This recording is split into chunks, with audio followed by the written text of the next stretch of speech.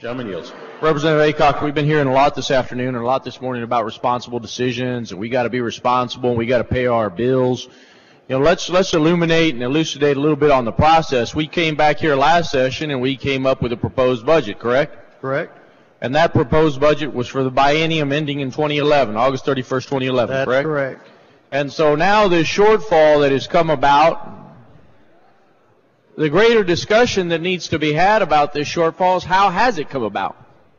If that's a question, it's come about. That is a question. Do you know how it's come about? I know how a great deal of it's come about. A great deal of it's Part of it is this margins tax, is it not? Oh, but the more immediate part right now, and this part, is the decline in sales tax revenue, and also we're having a decline in property tax values. Well, let's talk about the decline in property tax values. That decline came about when this legislature in 2005 didn't listen to its comptroller and passed legislation on a margins tax that does not work. Isn't that right, Representative Aycock? Wasn't here in 2005. Representative Aycock, neither was I. But this margins tax does not work, does it? And yet, so you're trying to have us pay bills, if you will, and act responsibly, if you will. I doubt that even Lindsay Lohan would subscribe to this bill-paying method. I think as we have gained revenue in these last few months of the year, that revenue should be retained and we should pay our bills. Remember, we're paying our bills with a combination of cuts. Let me finish just a moment. We're paying our bills with a combination of cuts. Hopefully later today we'll pay our bills with a combination of rainy day money that will be used.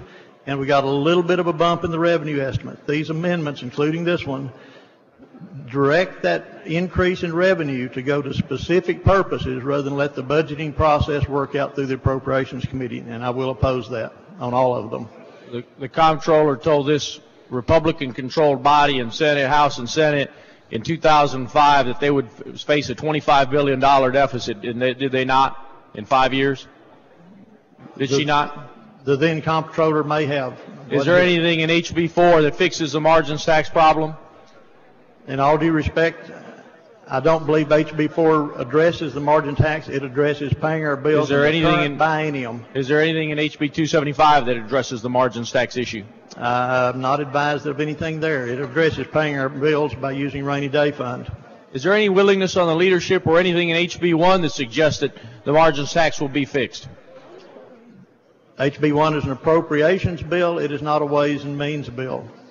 There is nothing that fixes the margins tax problem, which is the greater problem of this budget. So it's disingenuous for certain people in this body to tell people that we're acting responsibly when, in fact, we're really not. Back in 2005, they weren't acting responsibly. The margins tax has not been fixed, and there's nothing here that fixes that problem. Is that correct? With all due respect, I believe the most irresponsible thing we could do would be to not pay our bills. This HB 4 is about paying our present bills, and we have come up with a combination of ways to do that.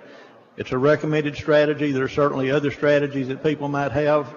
But my best guess is that this is the best strategy we've been able to come up with. Last session, and we had a $16 billion gift handed to us, did we not? Approximate. I'll take that as an approximate number. Okay. Yes. And no one last session talked about making cuts of this nature. I didn't hear a body of Republicans come out and say, we need to make government smaller. We didn't hear that, did we? There was a cut in the budget last time in general revenue. Nothing substantial like this cut. Nothing as desperate as this cut. That's correct. In 2007, when our economy was blowing and going, we didn't have people saying, let's make government smaller. Let's cut some jobs. Let's cut some money to the blind. Let's cut some money to our nursing homes. We didn't have that. Au contraire. I was elected and came here in 2007 with that as my campaign theme, and I still believe in smaller government. And I still believe in cuts, and I'm willing to accept many of these cuts as painful as they are. Well, as painful as they are, we need to focus on the problem at hand. The problem is a margins tax that this body, this Republican-controlled body, is unwilling to fix. This is why we're here.